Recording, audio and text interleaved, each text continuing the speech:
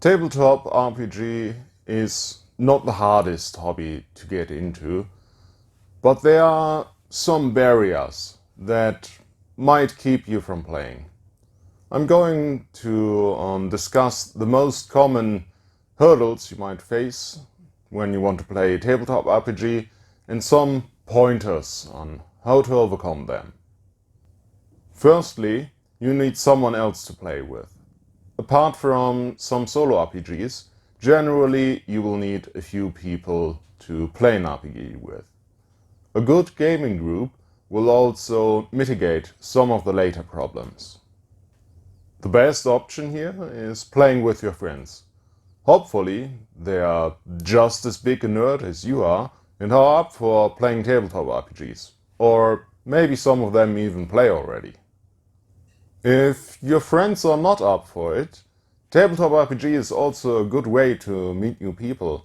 I personally met many of my friends first time across an RPG table. There are a number of ways to find an existing group that is looking for players, or to find players to start a new group.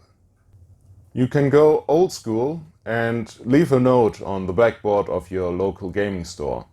Maybe there are even tables there playing regularly that will welcome new players. That might not be the best option in 2020 though. A blackboard in something like a local college library might also be a good place to put up such a note. You can of course also use your usual social media. For example, in Facebook there are several groups you can join to look for groups or players, and some of them are for local areas. I myself in the RPG Bonn-Rhein-Sieg group, for example. There are also dedicated websites to finding group and finding players like Table Finder. And if you're just looking for an online group to play with, Roll20 itself is a pretty good option. Secondly, while you can spend a lot on collector's edition, custom gaming, furniture, and dedicate whole rooms of your house to the hobby, tabletop RPG in general is not an expensive hobby. But if you're still in school or generally just strapped for cash, 30 to 50 bucks for a core rulebook might be a bit much. But there are ways to get into gaming without spending a lot of money.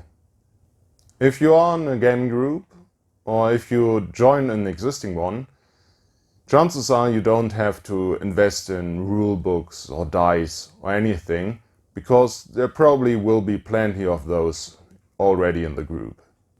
A group also gives the possibility to share the cost of new rulebooks among the members of the group.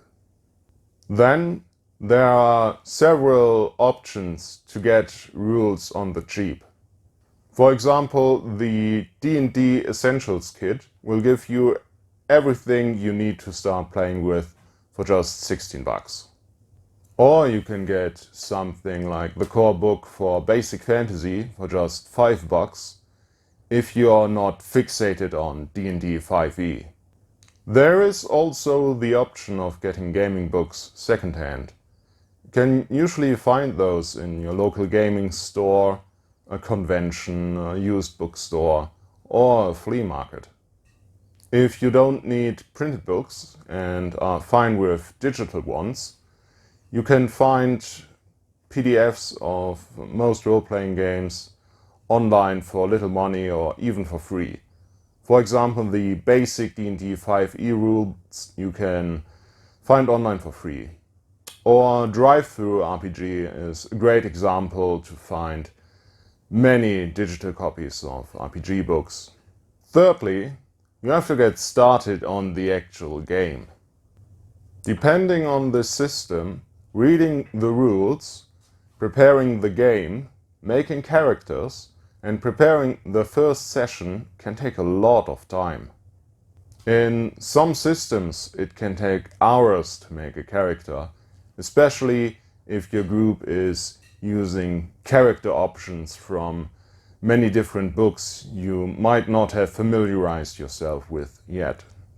Some games recommend or outright require a session 0, where you finish your characters, link up your characters' backgrounds, and maybe create part of the gaming world, maybe a spaceship for a group to use.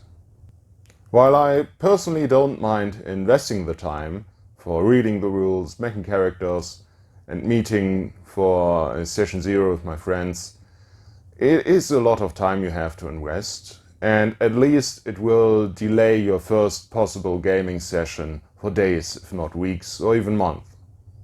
But there are some systems where you get to play very fast. Rules light systems like Mörkborg or Dungeon World, for example, are great to just meet up with your friends and have a game running within the hour, explaining the rules as you go. And it's not like you can't put in the extra time and effort during character creation and campaign preparation you do in a more complex system. Most of those rules and systems can be used within any game. It's just that you don't have to just start playing. See also my video series on discovery play, a method of play that shifts the creative process from the preparation to the actual game, so you can start playing right away. Lastly, it can be difficult to match the different schedules of your group members to find time to meet up and play.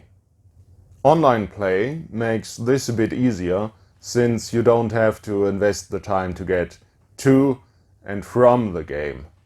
For example, that enabled me to have a D&D game every other Tuesday. If your group is on the bigger side, you can decide as a group that even if 1 or 2 of the members can't make it to the game, you can play anyhow. That, of course, depends on your style of play, on the game you're playing, but it's usually not a hard thing to do. And that's all I have at the moment. So, what is keeping you from playing? Or have you found good solutions for your personal barriers already? Let me know in the comments below. Thanks for watching, and goodbye.